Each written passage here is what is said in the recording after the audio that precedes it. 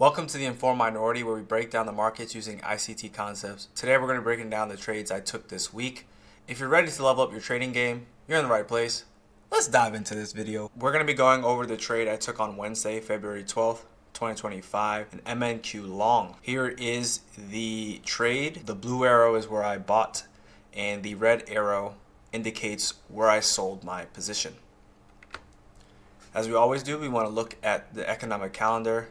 Something I find really funny is Trump has spoken every day this week. I didn't know he had so much to say, but this is the economic calendar before my filtering process, which helps me identify which days I want to trade. Because we had core CPI and PPI later in the week, Monday and Tuesday, I don't care about. I'm chilling. I ain't even looking at the market. But notice how on Wednesday we had Fed Chair Powell at 10, so the trade would have to occur after 10 o'clock.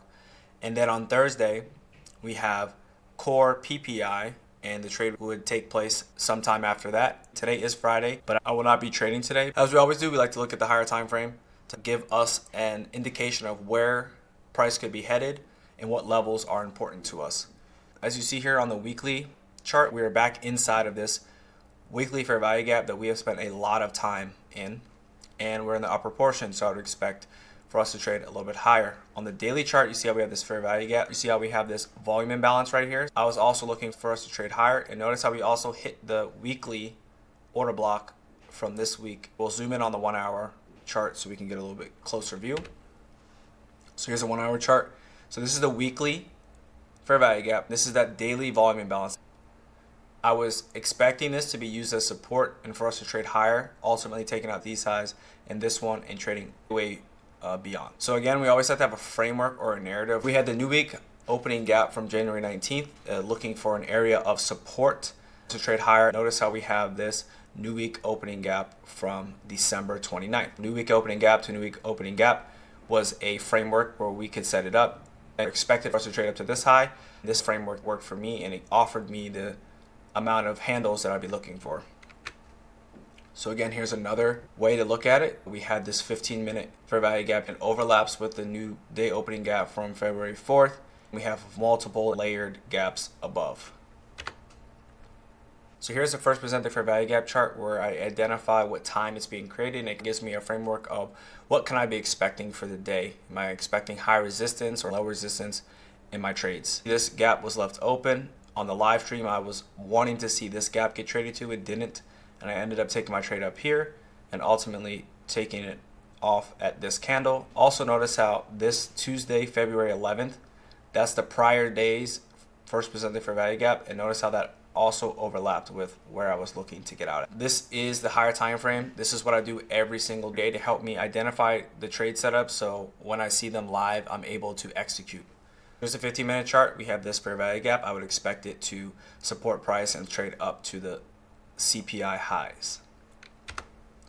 So as we look at the 5-minute chart, initially on the live stream I was looking for this fair value gap to hold price, but then I realized this one overlapped with the new week opening gap. I expected this one to support price going higher, and I avoided this one and was looking at this one. And notice how we have a breakaway gap down here too, which is another key signature that tells us that price is bullish because it's leaving gaps open. Also notice where the bodies are, unable to close in or even get to the lower portion of this 15-minute fair value gap. Then we have this 5-minute order block. That's why I end up taking my trade off of, and notice I have a breakaway gap and then we extended higher, reaching this buy side liquidity. So on the 1-minute chart, this is what I noted. I was like, okay, I want to see response happen from this fair value gap, but then I saw that we had overlapping down in this one, which is the 5-minute one, and we also had a order block there. This is also a breaker there on that time frame. But again, I wanted to see us trade down into this one. We did not get that, but here is the 5-minute order block. We trade down into that. That's what the setup was off of, and also this is a breaker, and again, just looking for 50 handles. Here are the macro times. You see this gap here, which was not present when I was trading, but it shows up randomly. We traded down into it and ultimately took it higher. Notice where the turning points are occurring around macro times. So I think it's important to have frameworks or setups that are around those times to have higher probability setups. So here again, here's the trade. I like to always end my videos with what can I improve on and what did I do to go over the statistics of this trade, and also what did I do and what can I improve on. The trade took about 15 minutes. It came back to my entry, but I was in very little drawdown. I had 3.50 handles of drawdown, and I was able to get 57.75 handles on this spike. My TP was at 50 handles, but because it spiked up quickly, I was able to get a little bit extra, which I'm not mad at. So in terms of what do I need to improve on, I just need to be more relaxed when I'm in the trade. I know that I'm good, but my heart races sometimes, and that's something that I am working on getting better at. In the past, when I was trading before I knew how to trade and ended up losing, it was over leveraging too much, which I'm not doing any of that now. It's just something I need to work on. What did I do? I was patient and waited for my setup. I did not get discouraged or lose hope when the trade did not trade down to my initial area of interest. I was okay with taking it up there. I trusted the setup and where it was going to go. Also, I did not jam my stop loss up to avoid taking a loss. If I would have done that when it was really close, I would have been stopped out prematurely, and then it would have went into my direction. Now we're going to go over the trade I took Thursday, February 13th, 2025, the MNQ long. So here's the trade setup. But the blue arrow is where I bought, and the red arrow is where I sold my position.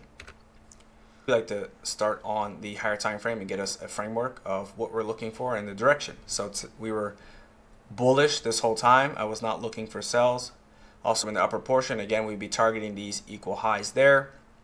Also looking at the daily chart, notice how we're inside of this volume imbalance, and we had 2 inside days. Since we had 2 inside days, Thursday I expected a very large range that day, because these are indications that we've been in a tight squeeze and we're going to expand. Where I was looking for a price to expand was to the upside. So we're going to zoom in on the hourly chart. Look here how we have this candle right here, and you'll see me note it in the other slides where that is the 1 hour order block, which is on top of this daily volume imbalance. I was looking for it to trade ultimately up here and take out all this buy side above. So we have to have our narrative of what we're looking for. So we were inside the new week opening gap from January 26, 2025. Here's a fair value gap that overlaps with the consequent encroachment of that. So I was expecting us to trade down to this gap and trade higher, ultimately attacking all the buy side above. Here's something else interesting. Here is the new day opening gap. Anything in black is the previous day, and the darker blue is in the present day. As you can see, we're being held at the present day new day opening gap, and we were able to show support from the previous day's new day opening gap. Notice how we have a lot of clustering and layering of gaps above, so those are all targets. Here is the first presented value gap chart from Thursday, February 13th. Notice where it forms. It formed at 9:30. So on the live stream, I wanted to see price come down first and trade below these and then trade higher. It didn't do that, so it ran straight up. And so when coming down into this first presented fair value gap, I was not interested in buying this. I wanted to see it come down here and then show support moving away. Also on the 15-minute chart, this is a breaker, and on the 1-minute chart, it is a breaker there as well. I was waiting to see support happen at this level and for us to then move away. So when it had gotten and traded up into this first presented fair value gap, I was looking forward to get ran through and I'll ultimately trade higher, which you see here. So this is what I always do in the higher time frame. I go from that down and just seeing what levels should be respected and what am I seeing inside the higher time frame arrays. So again, this was the hourly order block that I had showed you and extended out in time. Notice how we also have a breaker there as well. We have an inverse fair value gap and a 15-minute fair value gap. And we also responded off this 15-minute order block. Let's go down to the 5-minute chart.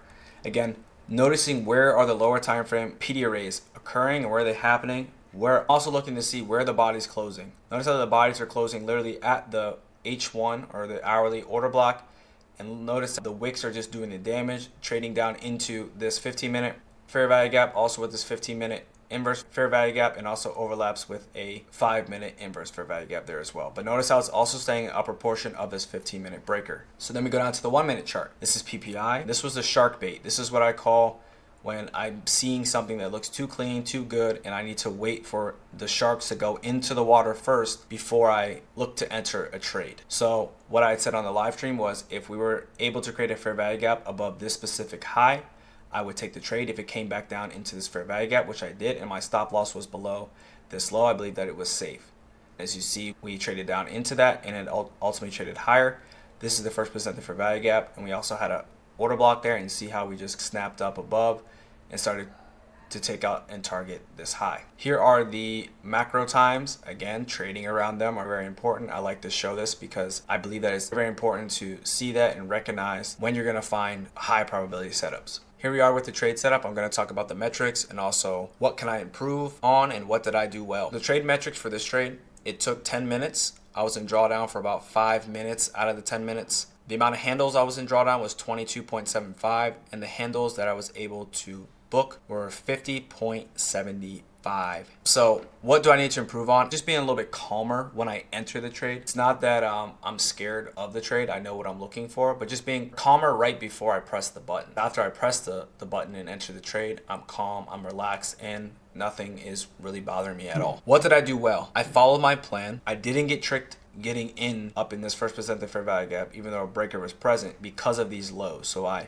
stayed true that even if it came down here and responded away, I wouldn't have been upset. I would have had to find a different entry. Also, I just knew what I was looking for. I was patient, and when it presented itself, I took it. So I'm very happy and proud about that. Last week I ended up with 2 losses, and this week I had 2 wins, and they completely erased the losses that I had from last week. So just very happy about that and having the ability to bounce back from having 2 losses in a row. Thanks for tuning in to the Informed Minority. If you enjoyed today's breakdown, don't forget to like, comment, and subscribe if you would like to follow along my trading journey. Your support means the world, and I'm looking forward to seeing you in the next video.